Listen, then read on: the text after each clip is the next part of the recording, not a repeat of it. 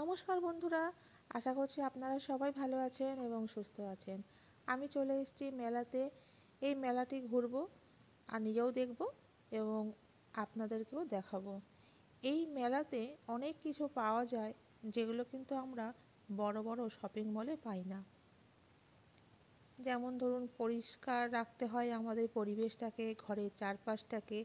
লোহার জিনিসপত্র কিন্তু আমরা পাই কোথায়? এই লোকাল মার্কেটে অথবা এই ছোটোখাটো মেলাতে। এখানে দামটাও অনেক কম হয়। দেখুন কি সুন্দর সুন্দর প্লাস্টিকের ঝুড়িগুলো আছে। এগুলো কিন্তু আমাদের প্রয়োজন, দরকার, এগুলো লাগে আমাদের জীবনে। দিদিভাইরা তো নিশ্চয়ই জানেন এগুলো আমাদের কতটা কাজে লাগে, কাজে আসে। এগুলো আমাদের সবজি আনাজ রাখতে, কাটতে, ধুতে কিন্তু প্রয়োজন হয়। তা এই রকমই জিনিস কিন্তু আমরা এই মেলাতে দেখব, ঘুরবো, কী পাওয়া যায়। এই সময়টা কিন্তু সব জায়গাতে মেলা বসে। দেখুন কি সুন্দর সুন্দর ফুল। এখন তো শীতের মরশুম চলছে, নানান ধরনের ফুল কিন্তু এখানে দেখা যাচ্ছে। যেমন পিটুনিয়া, ইনকা, বোগেনভেলিয়া, দোপাটি, নয়নতারা, গোলাপ তো আছেই, অ্যাডেনিয়াম, জবা, কি নেই ফুলের বাগানে। সবই কিন্তু এখানে এই নার্সারিতে কিন্তু পেয়ে যাবেন। অত দূর থেকে তো আপনাদের এখানে আসা সম্ভব নয়।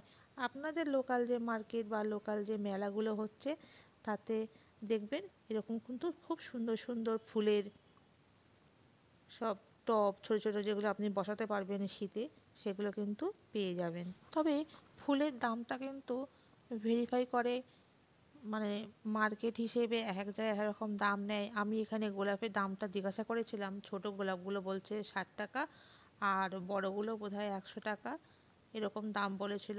গন্ধযুক্ত যে গোলাপগুলো আছে সেই গোলাপগুলো কিন্তু দাম একটু বেশি হয়। তা আপনারা নিতে হলে কিন্তু একটু দরদাম করেই নেবেন।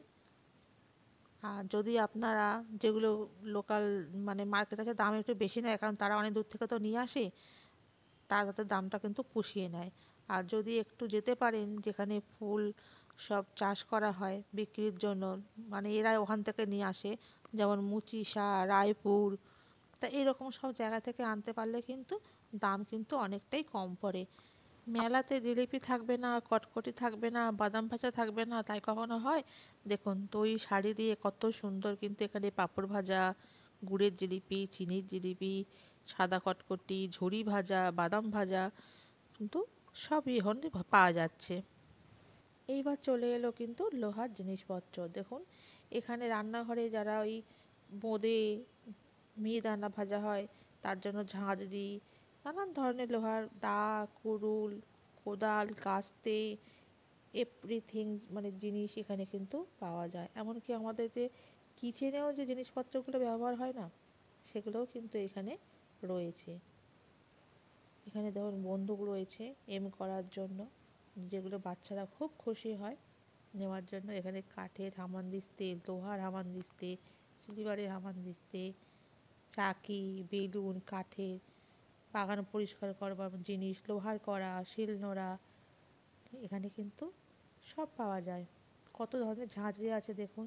যেসব হালাই করা রান্না করতে যায় তাদের প্রয়োজন হয়, তো তারা এখান থেকে নিয়ে নেয়। বটি।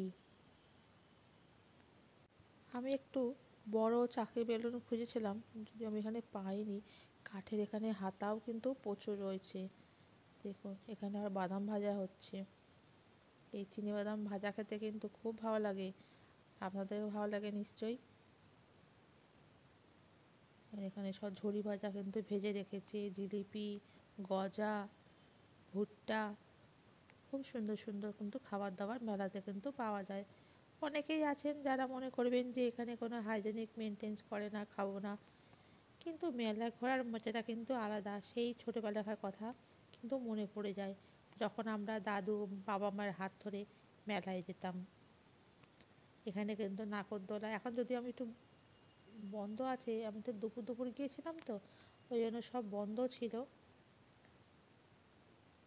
বিকেলে দেখে কিন্তু সবই এগুলো খুলে যায়। আমি মালগুলো কীভাবে বয়ে বয়ে নিয়ে আসবো সেটাও চিন্তা করি।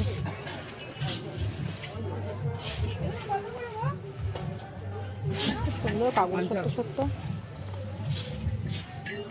ছোট আইসক্রিমের বাটির মতো দেখতে না এগুলো? হ্যাঁ। সুন্দর দেখতে, তাই না? দেখতে খুব সুন্দর এগুলো। মেয়েদের সাজের জিনিস প্রচুর, গলার হার, আংটি, কানের দুল, নানান ধরনের জিনিস, চুড়ি। তো বন্ধুরা, এই ছিল আমার মেলা ঘোরা। ভিডিওটা অনেক বড় হয়ে যাচ্ছে, তাই আর বেশি কিছু দেখাবো না। এই পর্যন্তই বন্ধুরা। যদি একটু ভালো লাগে তাহলে একটু লাইক শেয়ার